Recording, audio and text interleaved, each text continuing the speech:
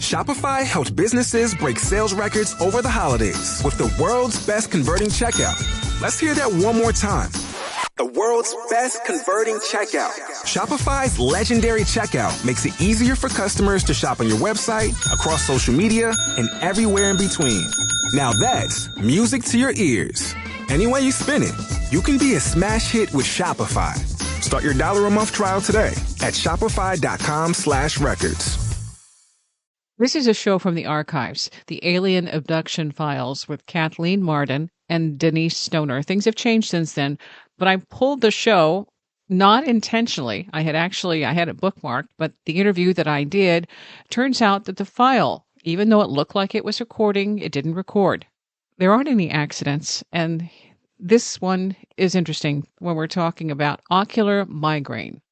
That segment relates to something that I had forgotten when I was guided to go outside, and my husband and I, there was that prompt, go outside.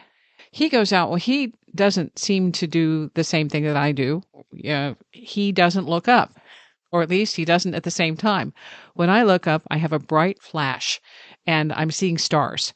And it takes me like a camera flash. You're blinded for a minute. That's all I remember. Later on, I have an issue with ocular migraines. And in this interview, Denise brings up the issue of ocular migraines.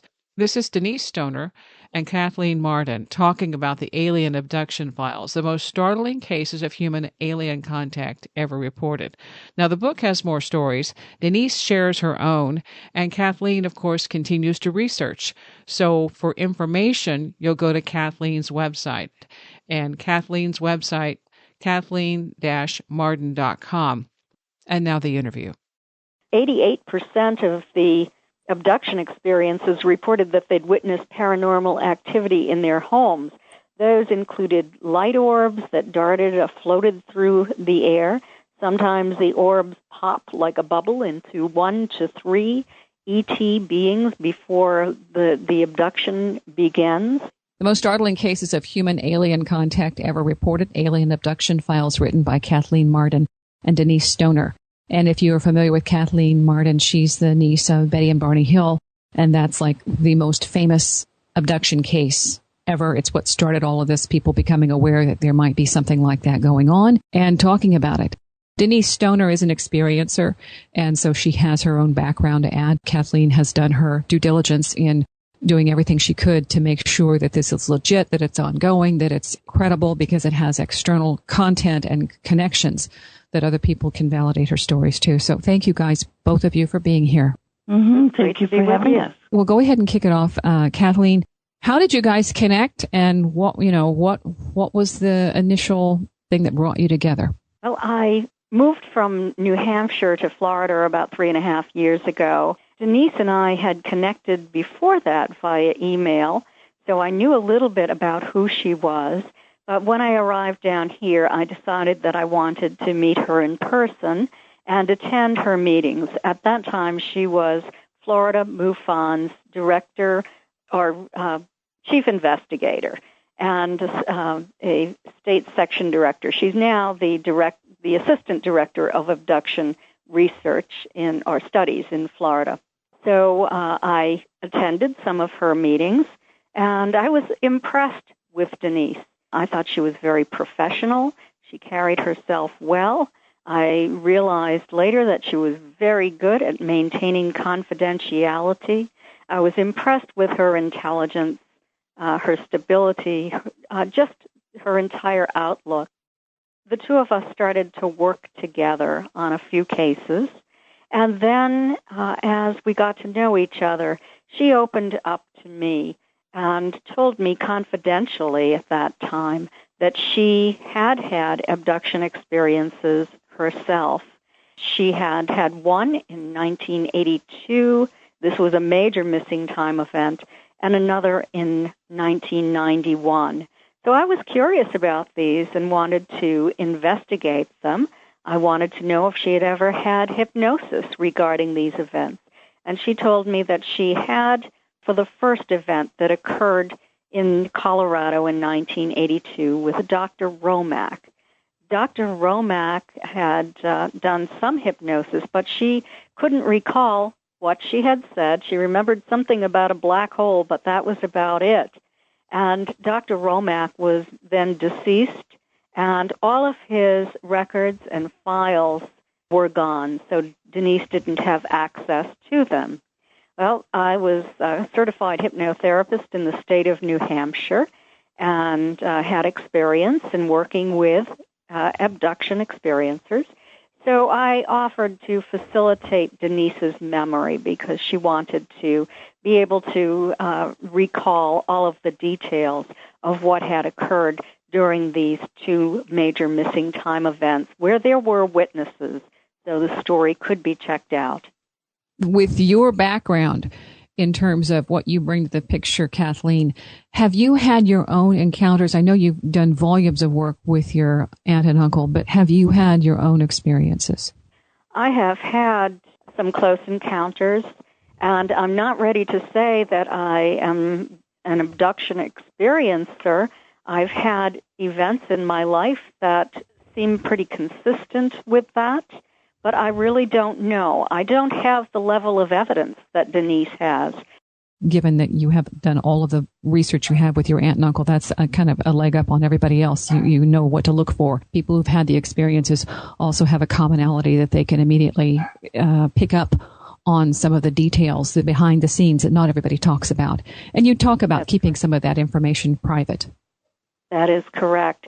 We do that in order to determine whether or not an experience is real. Because we know if somebody has had hypnosis and they've read everything there is to read in this field, they could very easily confabulate a false memory of abduction. So those of us in the field who work with experiencers on a regular basis do reserve some information for ourselves and among ourselves. One of the books that I liked the most that got into this is before we get into Denise's story, Passport to the Cosmos with John E. Mack. It opened a huge area for people and gave a bit of legitimacy to this topic to start out with, saying that, look, guys, we really, really have to do more to investigate this and stop discounting and making fun of the people who are sharing their stories, because they're not, for the most part, the people that he contacted and spoke with had no desire to be publicly ridiculed or taken out and said, made fun of because they had experienced something that profoundly changed them. Denise, that's what I wanted to get into with your story. What happened and how did you change? It's been throughout my lifetime, but the ones that we really wanted to talk about, first when we lived in Colorado and we were getting ready to go up to our campsite in Buena Vista outside of Denver. And we were getting ready so that we would leave while the sun was still shining. And it was 5 o'clock in the evening in the summertime, so we had plenty of time to do this in daylight. And we were going to leave from just outside of Denver, a town called Arvada, where we lived. We were both home, packing the car, ready to leave on time. And we were going to hit an area called Kenosha Pass. It was a mountain pass that then dipped down into an open valley that was completely flat. It was high desert. So we packed. Our daughter was in the car, our little dog, and everything was ready to go. We were going to meet my parents, who were coming from Colorado Springs, and their trip was a little bit shorter. So they would get there first and have dinner for us. We had done this many times over a period of years. So we left, got to Kenosha Pass. There's a place where you can pull over. It holds several cars, and just get out, stretch our legs, and then get back in the car and head on, finish the journey. So we did that, and when we started down to the base of the valley floor, I noticed two lights off in the distance, and at the same time, I was looking at a little town called Jefferson, which is right at the bottom, at the beginning of the valley floor.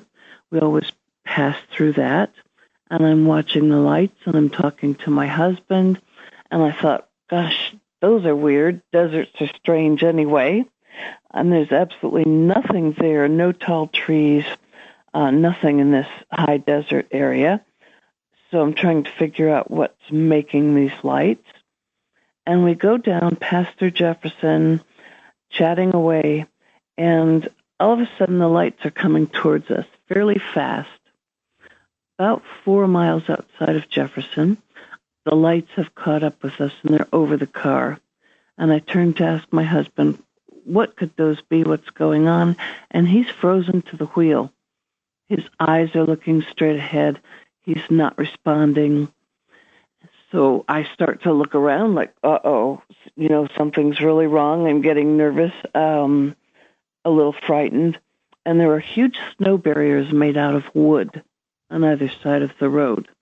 Because at night, in the summer, there are huge tumbleweeds that can be 5 feet tall that would blow across the road and cause an accident. You wouldn't see them coming.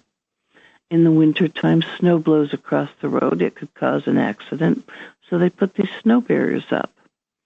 Well, all of a sudden, I noticed the tires on the driver's side starting to scrape on the road. And the whole car was moving sideways. So it was very, very frightening. And my husband had no control. Our daughter was sound asleep. And then suddenly the car lifted up, went right over the top of the snow barriers, and headed out into the high desert. As soon as I realized that we were going to settle down on the desert floor, everything kind of went dark. I didn't know what was happening. The lights were still above us, seemed to be moving over towards the front of the vehicle. And also my husband had set the odometer because it was a fairly new car. And he was worried about our gas mileage. He was that, not picky, but he wanted everything to be all right. So the next thing we knew, we were all the way across that valley. We were on the next pass, which was called Trout Creek. And we should have had sunlight because we wanted to arrive while it was still light out, only it was pitch dark. The headlights were on. We did not turn the headlights on. We were both frightened and disoriented and just edgy and cold because the desert at night, whether it's summer or not, it can get pretty cold. Temperature drops up to 20 degrees sometimes. So my husband said, let's pull over. Let's just pull over and see if we can figure out what's going on. We did. And we looked behind us. There's no traffic, absolutely no traffic. And figured out we'd gone all the way across that desert and didn't remember a thing, except I knew that car left the road. When you say you're going over the snow barriers, is this off over the side of the mountain or off into a different road? Because that is, as you're listening, and when you're reading it, it's a different context, but when you're listening, it's like you're on a mountain pass. Yes, the mountain pass of Kenosha dips down into this valley. There's only one road, and it's flat. High desert, totally flat. And the snow barriers are right against the side of the road. So when the tires started to scrape, the car lifted right up and went over the snow barriers off into the desert. Oh, see, that had to be. You're looking out the windows going, hello, help, huh? Yes, yeah. Your mind is... Wait. Yeah, you can't think, can you? It's too fast. Yeah, it was too fast. It was very fast, very rapid. And you're thinking, oh, my gosh, my husband's not talking. He's not responding. The car's up in the air. Is somebody put it down, please? Yeah. And the lights are above the car. I can't see what they're attached to. I didn't ask for any of this. Where are we going? Your mind is just going rapid fire. So we said, or my husband said, your parents are waiting for us. It's pitch dark. Let's just go on. We had another 7 to 9 miles to go. Our daughter was okay. She was sound asleep. So we headed on. And when we pulled into the ranch property, there stood my parents and a family friend. And my dad and friend had worked in aerospace together, both in California at Aerojet, and now they both worked at Command Sciences. So they were very scientific-minded.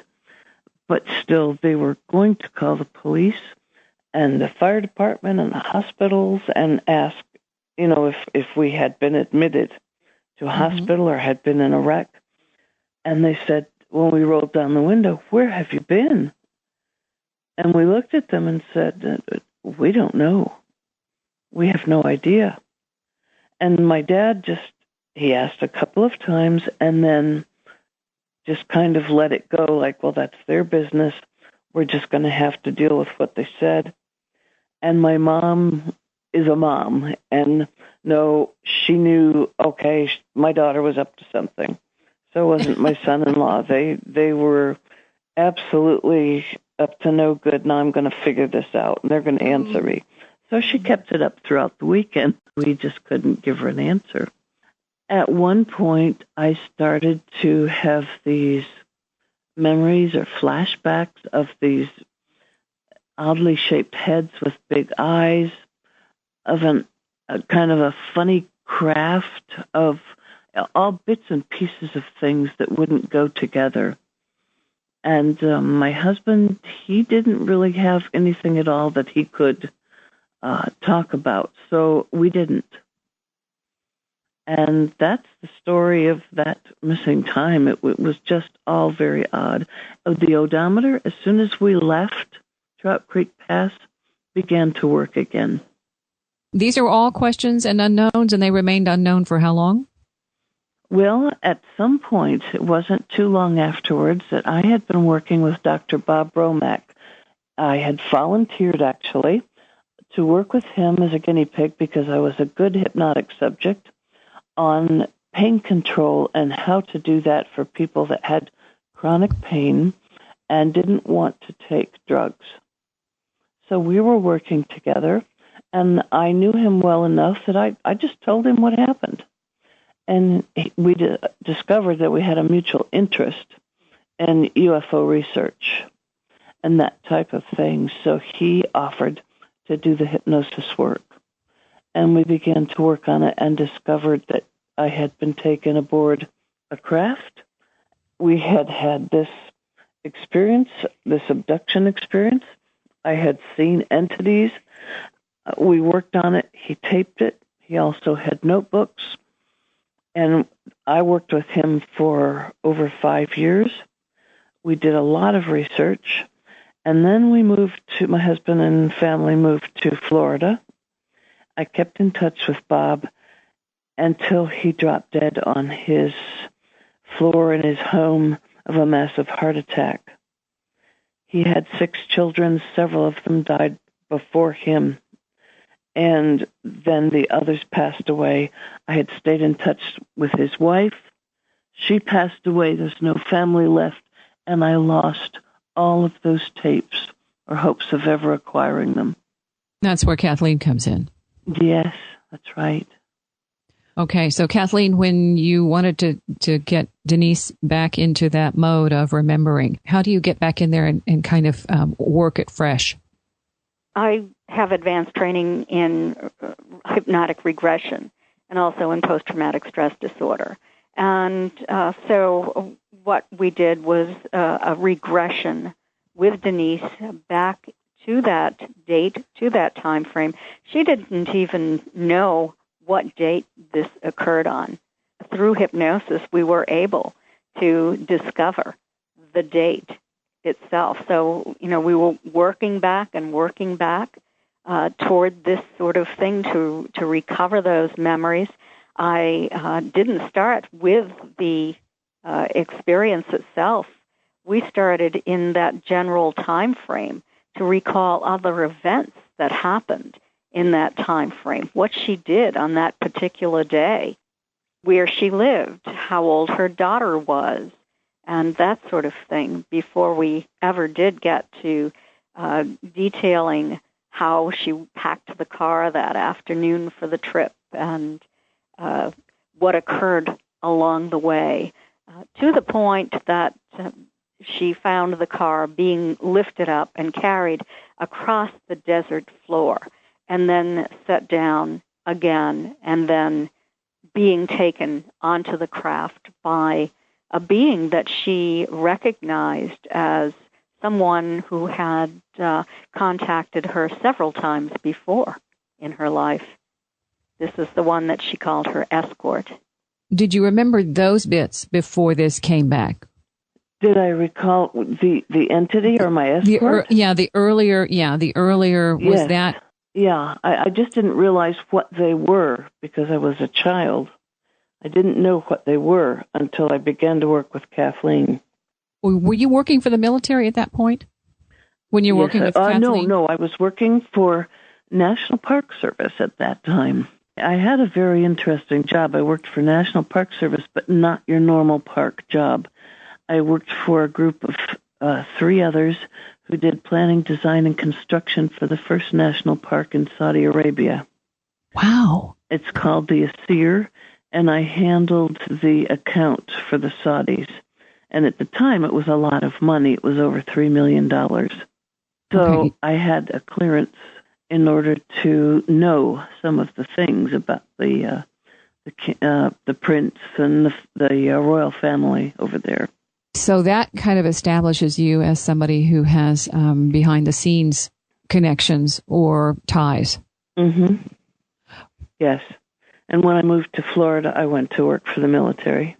Okay, because you'd already basically met in certain criteria. Mm-hmm.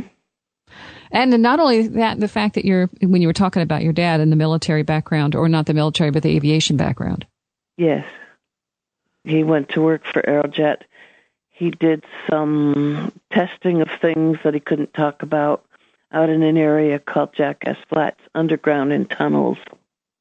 And so didn't our family friend. Now, when you discussed all this and began working with Kathleen, were you able to go back and talk with your dad about any of this? No, my dad had passed away in 1995 of Lou Gehrig's disease that were probably caused by something he was testing chemical-wise. These connections that you guys have uncovered are really fascinating. The threads that are interwoven in there are fascinating, to me at least. Oh, yeah, absolutely. Me too, I agree. Okay, so Kathleen, you've talked to a lot of other experiencers. How does her story, I guess, exemplify? Because the two of you working this together, how does it exemplify for many experiencers their own encounters? Well, I have to tell you that Denise and I did a research project in 2012, and there were 50 experiencers who participated in the study. We had a 25-person control group. We wanted to know that commonalities among experiencers were not also common among the general population.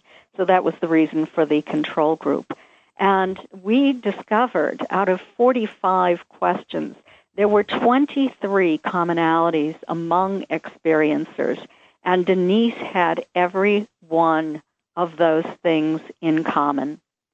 She had a close encounter and she was fully conscious at the time. In fact, it was daylight when this occurred. She had retained conscious recall of observing a non-human at one point in her life, so that was something else. There were witnesses who observed craft near her house at one point. She had what she believed is an implant in her body. And in fact, I had the opportunity to actually observe and feel what appeared to be a BB size, perhaps, ball in her arm that traveled down to her hand and then disappeared. And I watched this over a period of about 5 days. Denise had even considered going to a physician, perhaps to have it x-rayed, but it simply disappeared before she had the opportunity to do that. Denise developed new psychic abilities after she had these experiences, and for a period of time had the ability to heal animals. So that was another thing that she had in common. She had a craving for salt. At one time, she was experiencing migraine headaches and chronic fatigue and immune dysfunction syndrome. And this is much higher among experiencers than in the general population. So she had many, many things in common, more sensitive to light than the general population. It's very interesting. Do those things just go away over time, or what's happened? Well, for me, one of the things has not gone away. I don't have the severe migraines anymore, but if I look at a particular type of light or reflection, I immediately, within 15 seconds, get what's called an ocular migraine. And it's like a little spinning pinwheel with all different colored lights, and it gets, or an amoeba, I guess would be a way to describe it, that gets larger and larger, and I have all the symptoms of a migraine. The nausea, the sick feeling, I can't see, my vision is impaired, and it lasts half an hour to 45 minutes without the pain, and then it goes away. I had to go and have that diagnosed. That's unique. Yeah. It's very unusual. I had to ask the doctor what in the world is going on. I thought, do I have a brain tumor? What's going on here? And I'm glad I don't have the pain. But at first I always think, am I coming down with the flu? What's this weird feeling? And then all of a sudden I'll get that spinning. It's like a little window or a pinwheel that starts and gets larger and larger and larger. So I know that I've had some flash of light or a reflection of a windshield or something that always starts it up. Denise Stoner, a quick break. At Consumer Cellular, you get the same exact coverage as the largest carriers, but for up to half the cost. Same thing, up to half the cost. Up to half the cost for the same thing. 50% the money for 100% the same thing. I hope I'm making myself clear. Consumer Cellular. When freedom calls, we're here to answer. Call us at 1-888-FREEDOM. Half the cost savings based on cost of Consumer Cellular single-line 5GB data plan with unlimited talk and text compared to lowest cost single-line postpaid unlimited talk, text, and data plan offered by T-Mobile and Verizon May 2023. Be a barbecue hero with delicious, ultra-low net carb hero bread, buns, and tortillas. Soft and fluffy, high in fiber, and with 0 grams of sugar, up to 10 grams of protein, coming in at under 100 calories per serving. Oh, and did I mention they taste like their mouth-watering traditional versions? I mean, what's not to love? Use code AH10 for 10% off your first hero bread purchase at hero.co. That's AH10 for 10% off at hero.co. And we continue with Kathleen. I want to get back into a little bit more of the research that you did with the others. The woman you include, there's one who says she would lose her professional reputation if she divulged everything, but it's so profound that she feels she has to at least share the story. And it's the D. Lynn Bishop. Okay, she's one of the experiencers toward the end of our book. D. Lynn Bishop was a small child in Houston, Texas, when she and her family had their first UFO sighting. Her father was in the military, and later on in her life, she lived in Arkansas with her mother and her family. She had brothers and sisters, and she and her mother were traveling to a large city in Arkansas to do some business. And on the way home, they had a missing time experience. They observed a craft and had a very strange series of events. Later, they were hypnotized, and they recalled being taken onto a craft by the ETs that we call the Greys and given physical examinations. Then this series of events continued in their lives and has really followed her throughout her life, being taken over and over again for reproductive experiments, just as Denise has been, as Jenny has been, as Audrey and Debbie Hewins have been, as every woman in this book has undergone that kind of experience. Was that one of the precursors you chose to have people who have had these specific reproductive engagements, or did that just kind of happen as you went along? That just happened. The precursor for me was missing time. I was very interested in the phenomenon of having missing time because that way I knew that the people were wide awake and they had to be in an external environment when they were taken at least once, so that we can dispel this myth that all abductions occur when a person is in bed sleeping. At least this gave us an awareness that these individuals were wide awake and outside their homes. Just because you haven't had the reproduction action doesn't mean your story isn't just as valid. Can I say that? I would say that. Every woman that I've ever worked with has stated that there were reproductive procedures done, but not necessarily to the extent that some were. For example, Jenny Henderson, who is the New Hampshire woman whose story is told in great detail in the book. Highly credible woman, just like Denise.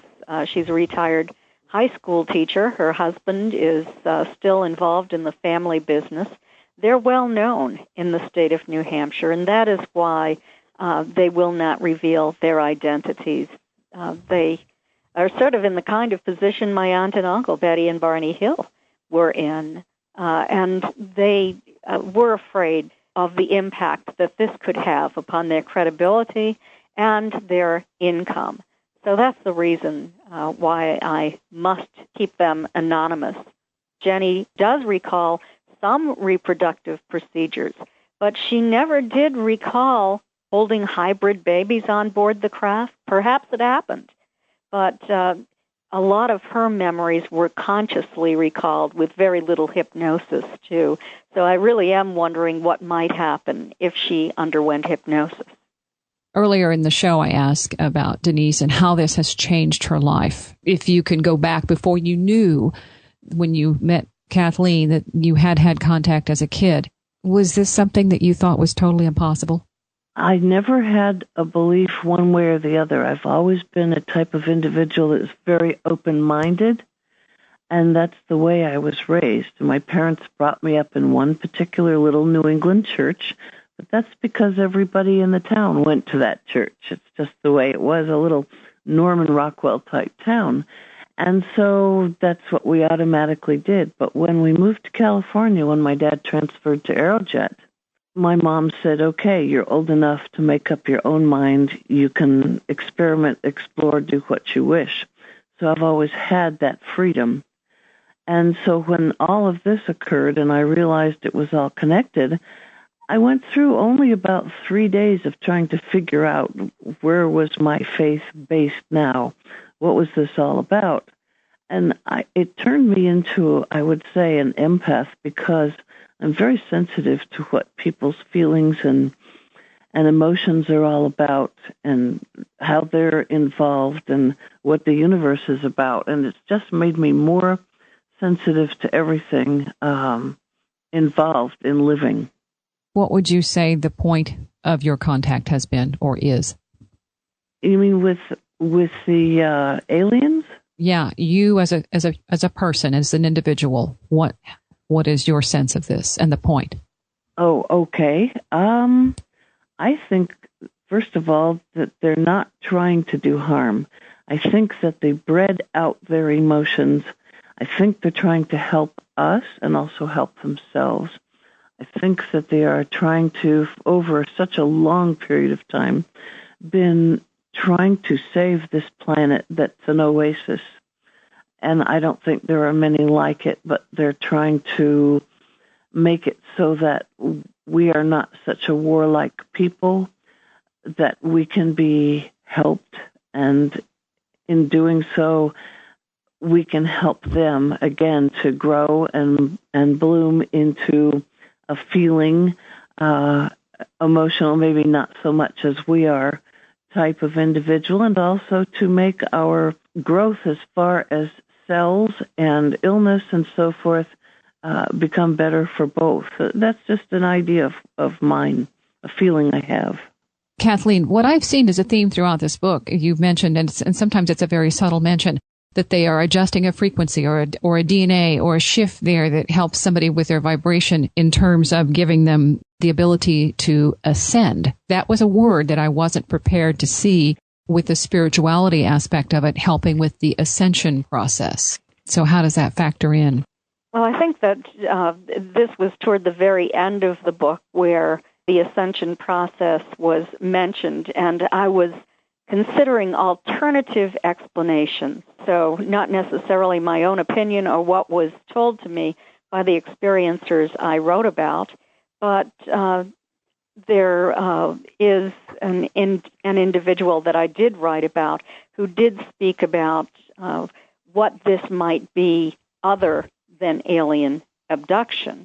And so it was a discussion of possibly different planes of existence and that sort of thing, that and not ET involvement. But I think you might also be referring to information that was given to me by Jenny Henderson, and this had to do with an experience she had where she felt sort of electrical charges passing through her body, pulses. And the ETs told her that the reason for this was to alter her vibrational frequency. She had absolutely no knowledge of any New Age events or philosophy or anything like that, and had no idea what she was talking about.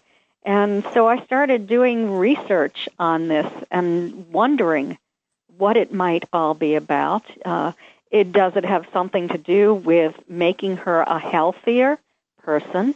We know that people suffer ill health sometimes from the process of either being in an alien environment or being moved through a solid surface. And so this is speculation on my part. I don't know for certain if one of these two or both of these lead to ill health in experiencers. But I did talk to 3 theoretical physicists, and this has to do with vibrational frequency. I wanted to know if it really was possible for a human body to pass through a solid surface, such as a wall. And what I was told is that everything has a vibrational frequency. Nothing is entirely solid. So a wall might resonate at a lower vibrational frequency than the human. But I was told by one of these physicists that if we can match up frequency and phase of the human and the solid object, that matter can pass through matter, and that we have to remember that 99.9% of the atom is empty space between the protons and the electrons. So if it all works out just right, and they have the technology to be able to do this, then we might be able to do it at some point in the future, and they can do it now, possibly. And the beam me up Scotty thing for them works. Yes, this physicist told me that we have already accomplished this on a very small scale in a laboratory, so we know it is possible. And yes, that was the story I referred to, because you go back with her later on and you say that at some point they did another electrical, some kind of a huge pain in her chest. And she said it was super painful. At the same time, though, after that little encounter, then all of her health issues went away. That is correct. Her health issues have been resolved.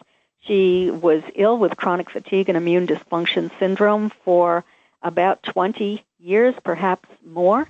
And they did this procedure on her, and she remains perfectly well. It's been well over a year that she has been either in remission or healed. So this is something very positive that has occurred in her life. Now, I do like the fact that you address the other things that go along with these encounters, the paranormal stuff that people still, I think, confuse and think it's one thing when it might be something else, because we're such neophytes in this area. We jump to conclusions. We go read a book and go, that's what the book said. And it's like, no, you're here. You're the experiencer. You got to figure out what it is and then go see if it meets it, which is exactly what you're doing. See if it meets what is known, because we're discovering a whole lot of unknowns. And we are still trying to piece these elements together to see how they work out. People who've had paranormal events have been able to say, oh my gosh, this is happening in conjunction with something else. And before they were able to connect the dots, they wouldn't have been able to make that conclusion. Does that make sense? Absolutely. Absolutely. And there is a distinct possibility that two different kinds of things are going on here, some with experiencers and some with people who experience ghosts or shadow people in their homes. Their descriptions are distinctly different, whereas 88% of the abduction experiences reported that they'd witnessed paranormal activity in their homes. Those included light orbs that darted or floated through the air. Sometimes the orbs pop like a bubble into 1 to 3 ET beings before the abduction begins. I've recently received a photograph from an experiencer who has sent this to me, and it's just remarkable because it appears to have an ET's face inside of it. Many have reported poltergeist-like activity, such as household items flying through the air or pictures flying off walls or lights turning off and on within 2 to 3 days or maybe a little more after an experience. And this is different than what I got from the control group, where they were reporting ghosts or shadow people or spirits, mist clouds, strange sounds or odors or cold spots in their homes. So different phenomena here. And Denise and I recently made a discovery, and she had an experience in February. It was February 2nd of this year. We had the opportunity to investigate this immediately after it occurred. She had conscious recall of being taken. This is, again, when she is driving. So she was wide awake, and when she arrived home, she discovered that she was late. Many things had started to occur. The battery on her cell phone that had been fully charged went dead. The battery on her insulin pump that was good for 3 months went dead. She was having difficulty with the instrument panel on her car. I had just dropped her off before all of this happened. We'd been at a meeting together. So she has this missing time. She finds herself off the road she's traveling on in sort of a desolate wooded area on a lake. She remembered an orange orb in the sky rising up out of the lake, and then she remembered an ET stepping out from behind a tree, and her car was stopped, and she was just seated there.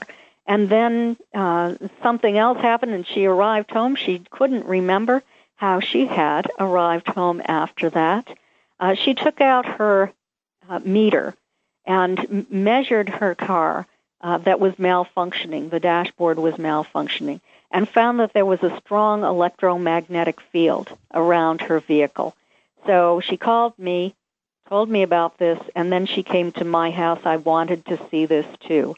And the point that I'm getting at is our new discovery. We found that there was a very strong electrical field around Denise's body. The electrical meter arced to full capacity and sounded a buzzer when she came within 10 feet of that meter. And it did not occur with any of the controls that we used. We used a number of different people. This did not happen for any of them, only for Denise. And so this was quite extraordinary. We thought, well, could it be her insulin pump? Could it be her watch? She removed these things. It still occurred. And this has occurred with one other experience or two. Seems to last for about maybe 2.5 weeks. And we're wondering if this is what is causing this poltergeist-type activity where things start to fly. Could it be this strong electrical field? When those things happen, you have something that validates for other people that something is going on. It doesn't mean you know, or anybody knows, really. It means that here is a piece of the equation. Do some more homework. A lot of people, even the scientific types, will say, well, you have to have the answer. You have to be able to tell us, why are you doing this? Because it's not going anywhere. Yes, it is. every time we find another little piece of the puzzle, people step out and say, this happened to me, plus this, plus more. So we're gaining ground. It's making a difference. The Alien Abduction Files with Kathleen Marden and Denise Stoner. Links are in the description for the show. Kathleen Marden, recipient of the International UFO Congress 2021 Lifetime Achievement Award. Website, kathleen-marden.com. This show, for whatever reason, maybe you, wanted to be heard. Thanks for listening. Nice buns, soft, fluffy, and ultra-low net carbs. Discover Hero Bread, the delicious ultra-low net carb bread with incredible taste and texture. Hero Bread has 0 grams of sugar and is under 100 calories per serving. Plus, high in fiber with 5 to 10 grams of protein per serving. Available on Amazon.com, Walmart.com, and at hero.co. That's HERO.co. Delicious, ultra-low net carb Hero Bread buns and tortillas. Soft and fluffy, high in fiber, and with 0 grams of sugar, up to 10 grams of protein, coming in at under 100 calories. Order today at hero.co and use the code AH10 to get 10% off your first purchase. That's AH10 at hero.co. HERO.co. Order from hero.co now and get 10% off your first purchase with promo code AH10. That's 10% off with code AH10. HERO.co.